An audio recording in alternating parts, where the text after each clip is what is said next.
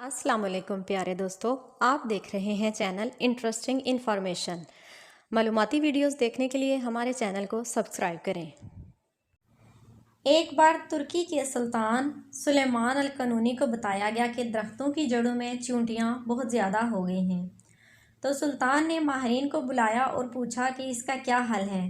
ماہرین نے بتایا کہ فلاں تیل اگر درختوں کی جڑوں پر چھڑک دیا جائے تو چیونٹیاں ختم ہو جائیں گی، مگر سلطان کی عادت تھی کوئی بھی کام کرنے سے پہلے اس کے بارے میں شرعی حکم معلوم کرتے تھے، اس لیے خود چل کر ریاستی مفتی، جن کو شیخ الاسلام کہا جاتا تھا، کے گھر گئے، مگر شیخ گھر پر نہیں تھے، اس لیے ایک پیغام شعر میں لکھ کر ان کے لیے رکھا جو یہ تھا: اگر درختوں میں چیونٹیاں ہو جائیں تو ان کو قتل کرنے میں کوئی ضرر ہے؟ جب شیخ آیا اور پیغام دیکھا تو جواب میں یہ لکھا: اگر انصاف کا ترازو قائم ہو تو چیونٹیاں صرف اپنا حق لیتی ہیں۔ شیخ نے اشارہ دیا کہ زیادہ اہم کیا ہے۔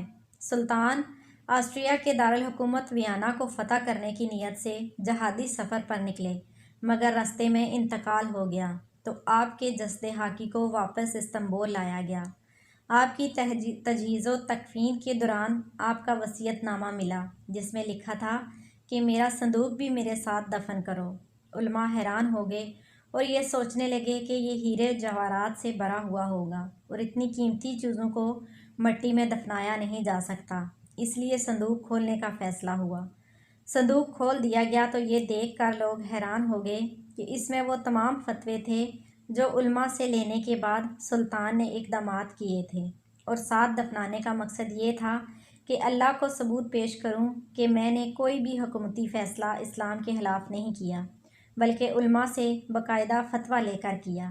یہ دیکھ کر شیخ الاسلام ابو سعود، جو کہ ریاستی مفتی تھے، رونے لگے اور کہا: سلطان، تم نے تو اپنے آپ کو بچا لیا، ہمیں کون بچائے گا؟